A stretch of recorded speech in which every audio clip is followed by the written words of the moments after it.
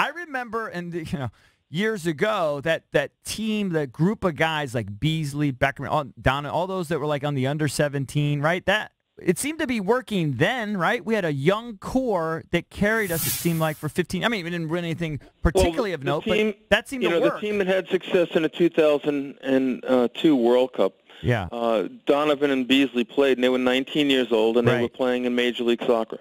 There were very few young players playing in our league today, and at the time we had 10 teams in Major League Soccer. Today there are 23 teams. 70% of the starters in Major League Soccer are international players. We've got to move our young players along. They've got to earn it, but we have to have a plan and execute the plan. Okay, so what's the answer? As a governing body, I would look at the international player slots in the league and reduce them.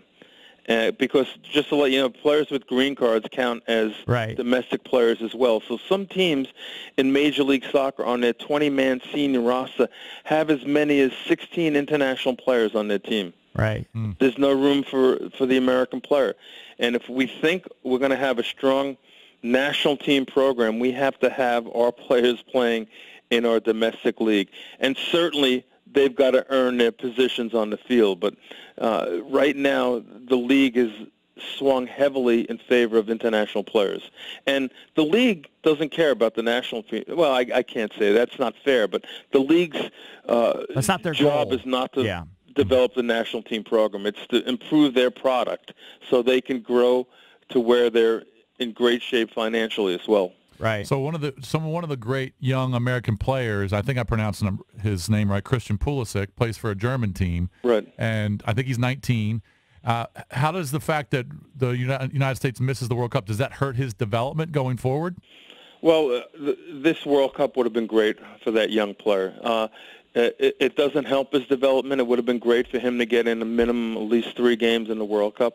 But hopefully there's other World Cups for him, and it's easy to say now, but it's 4 years away. So that's certainly disappointing. I know a lot of this book is about sort of your tenure. You came back to save the day of American soccer, and I know we got to read the book to find out all the details, but can you kind of give us sort of your insight and a quick summary of sort of what went wrong? From what I remember, and this is just off my memory, I mean, I feel like you guys got off to a hot streak, right? Didn't you win like 10 games in a row or something? Things seemed to be turning around. We went 14 games in a row undefeated in 2017. That was a combination of World Cup qualifying games and the Gold Cup. We won the Gold Cup. So we started the year where we were 0-2 in qualifying. There's a total of 10 games in the Hex for World Cup qualifying. So when I came in, we were 0-2. Right. Our first game was against Honduras. We won 6-0.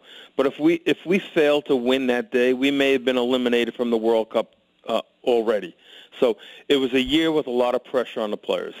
We went through, as I said, 14 games without losing, winning the Gold Cup. We head into 2 games in September and 2 in October in the last 4 games of World Cup qualifying. We lost to Costa Rica at home, which was a bad loss. We got a point on the road against Honduras. Then we played Panama in Orlando, Florida, and won 4-0 and went to Trinidad.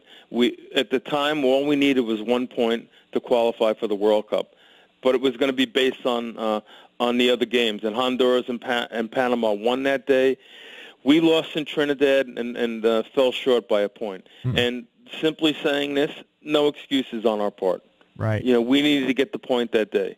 So for the year, we had 10 wins, 2 losses, and 6 draws, and failed to qualify for the World Cup. Right. So many questions I want to follow up, but I know one of my buddies who's a big soccer guy said, you said at the time that you wish you had more, you needed more time. How much more time is that? How much more time I was originally offered the position in April of 2016, but for a variety of reasons, it fell through at the last minute. Yeah. And that would have given me the opportunity to coach the team in Copa America, coach the team in friendlies and World Cup qualifying games in November of 2016. And that didn't happen. Then they lost the 2 games in November, and they made a decision to bring me in. Would that have helped? I strongly believe it would have, but, you know, who knows? But we were really under a lot of pressure in 2017. I think the players did a great job in getting us to the last game. You know, we knew it was going to be tough. We got there, and then shockingly, we failed on the last day.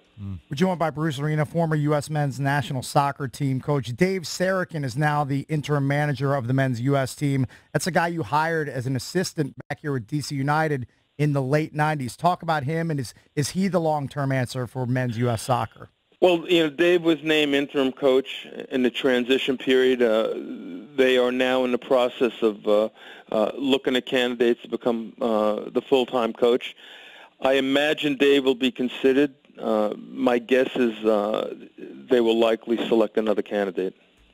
He worked under you, correct? Yes, he worked with me at the University of Virginia, with DC United, with the national team, with the LA Galaxy, etc.